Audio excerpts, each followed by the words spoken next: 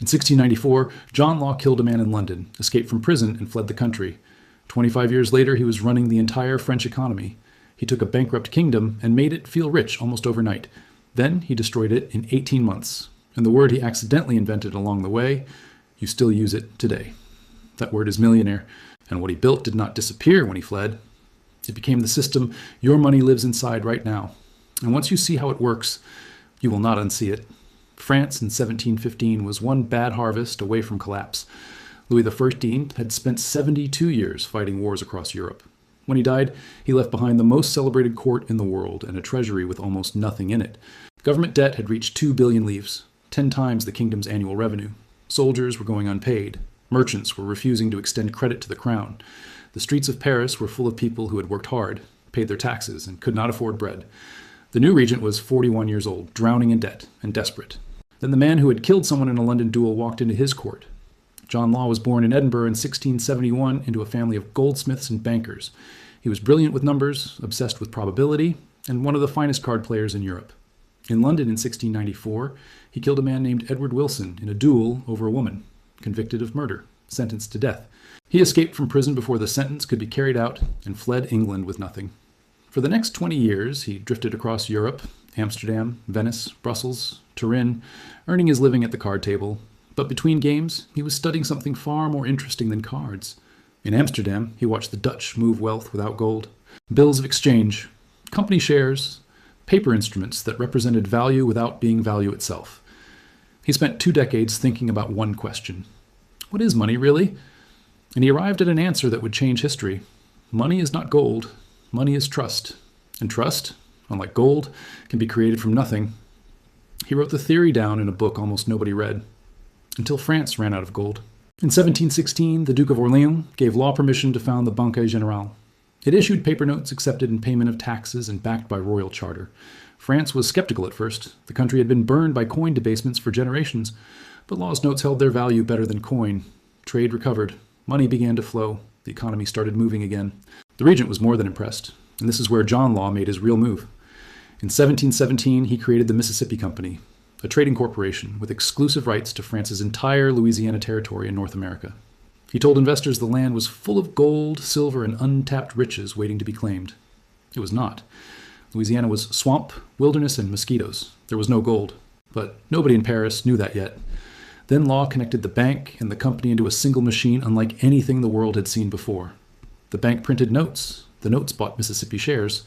Rising shares attracted more buyers. More buyers needed more notes. More notes were printed. The machine kept running. And from this moment forward, the outcome was already decided. Because the system was no longer creating wealth. It was creating the feeling of wealth. And those are not the same thing. In January 1719, Mississippi Company shares traded at 500 livres. By July, they were at 5,000. By December, they were at 10,000.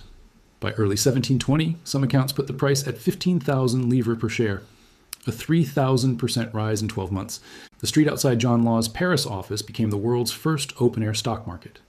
Crowds lined up before dawn in the cold. Nobles in carriages, merchants on foot, soldiers, servants, everyone wanting in. A seamstress named Claudette had saved her wages for 7 years. She bought 4 shares at 3,000 livres each, her entire life savings. By the end of 1719, those 4 shares were worth 48,000 livres. She kept waiting. She wanted 60,000. A coachman named Andre bought 10 shares at 5,000 livres each. 3 months later, they were worth 100,000 livres. He sold immediately. He bought a carriage of his own, hired servants of his own, and moved into one of Paris's finest houses. The merchant who had told him about the shares had held on waiting for more gains. He was ruined. The coachman was richer than the man he used to serve. A new word was invented to describe people like Andre, millionaire, French, 1719. The only time in history a financial bubble created a word the entire world still uses 300 years later. But here is what nobody standing in those lines understood.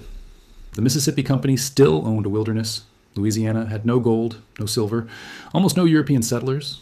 The entire market value of the company existed only on paper, backed by promises, printed notes, and the collective belief that prices would keep rising forever. Law was not building wealth. He was printing it. Every note created was a claim on gold that did not exist. And here is the part that will stay with you. Law knew. He had always known. But he believed that real economic growth would eventually close the gap. He believed Louisiana would produce real wealth in time, so he kept printing. because stopping meant admitting the gap could not be closed. That is the oldest trap in the history of money, and he walked straight into it with his eyes open. There was no version of this story where it ended well. The only question left was how long people would keep believing it. In January 1720, the first cracks appeared. Wealthy investors began quietly converting paper notes into gold and silver. They did not announce it. They sent servants to the bank with bags. Then they sent wagons. Law responded by printing more notes to slow the drain. The regent, now completely dependent on Law's machine to fund the entire French government, pressured him to print more still. In May 1720, the government attempted to officially cut the value of the notes and the share price simultaneously. The announcement triggered immediate panic. People who had been quietly converting rushed to convert faster. People who had never started ran to the bank immediately. The queues outside Banque Royale stretched for city blocks. Fights broke out. People were crushed in the crowds. 15 people died in a single day trying to get their money out.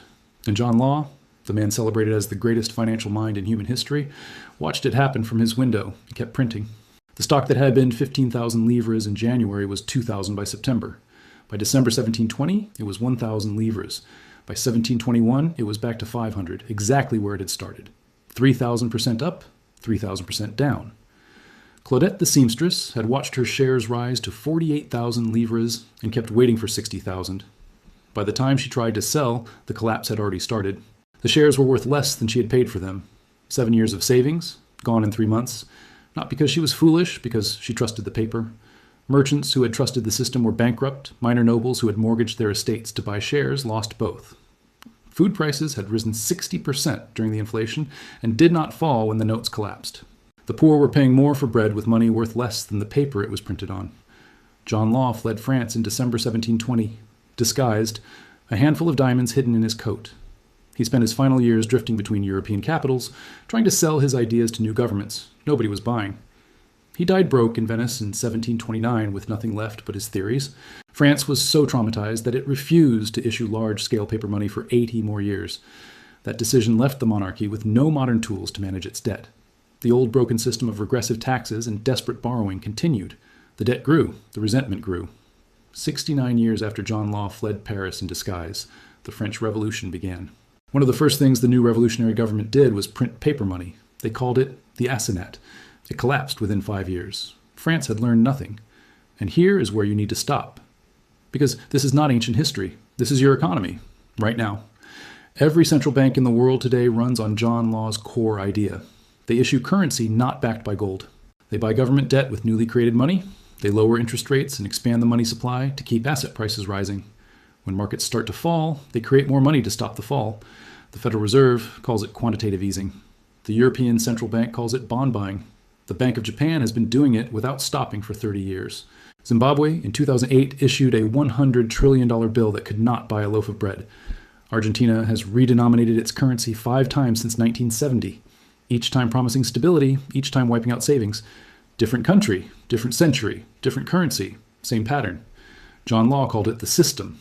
The names changed, the mechanism did not. Now think about your own life for one moment. The house prices in your city that keep rising even when nobody can actually afford them. The stock market hitting new records, even when the real economy is struggling.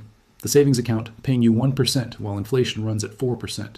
The salary raise of 3% while everything you buy went up 8%. That is not bad luck. That is not a coincidence. That is the gap between the paper and the real thing growing a little wider every single year. John Law believed that gap would eventually close. He believed Louisiana would produce the gold. Every central bank today is making the exact same bet. They're all waiting for Louisiana to deliver. You think this is history, but this pattern has already happened again and again and again. The names change. The currency changes. The ending does not. Every empire believes it is different. Every system believes it can print its way out. Every time, it ends the same way. The only difference is how long people believe it before it breaks. Every empire leaves a trail. That trail is always written in the currency. If you want to know what happened when Spain flooded Europe with real gold from the New World, and how too much real money can destroy an empire just as surely as fake money, that is the next video on this channel. Subscribe to the History of Capital. Because the people who understand this history are not the ones who lose everything when it happens again. Most people just never bother to learn it.